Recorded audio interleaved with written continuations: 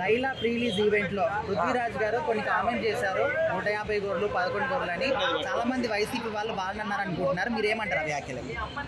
అది అనుకోవడం వాళ్ళ లోపం, అనడం ఈయన లోపం.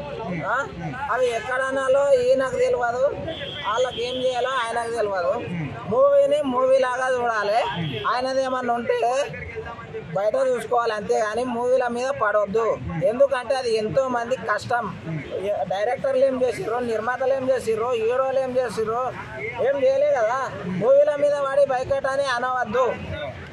అంటే ఆయన చేసిన కామెంట్స్ నిజంగా పార్టీని ఉద్దేశించి చేసాడు, అది సెకండరీ. బట్ సినిమాని ఆపేస్తాం, బాయ్కాట్ చేస్తాం చూడడం అనేది కరెక్టా రైట్ రాంగా? సినిమాని ఆపేయడం అంటే కడుపులు కొట్టడం.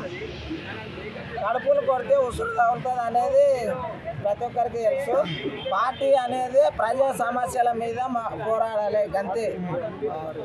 అంటే నిజంగా అసలు ఆయన చేసిన కామెంట్స్ సినిమా అసలు టాపిక్ లేదని విశ్వక్సేన డైరెక్ట్ గా చెప్పారు. మరి ఆయన ఎందుకు చేసి ఉంటాడు అంటారు? అసలు ఈయన ఎందుకు దేని గురించి మాట్లాడింది అనేది ఒక వ్యక్తిని ఆయన ఎందుకు హైలైట్ చేస్తున్నారు నాకు అర్థం కాక అడుగుతా. సినిమాని సినిమాలాగా చూడండి. ఇప్పుడు ఎవరో ఏదో అన్నారంటే ఆయన వాళ్ళ దగ్గర ఉన్నప్పుడు వాళ్ళకి ఫేవర్గా ఉండే, ఇక్కడ ఉన్న వీళ్ళకి ఫేవర్గా ఉన్నాడు అని అనుకోవడం అది తప్పు అంతే. ఇప్పుడు ఆయన ఒక ఆర్టిస్ట్గా చూడాలి అంతే. ఆయన ఎవరో మూవీలో యాక్టింగ్ చేసిండు అంతే అంతే. మరి ఓవరాల్ చేసిన కామెంట్స్ రైట్ అంటారా రాంగ్ అంటారా?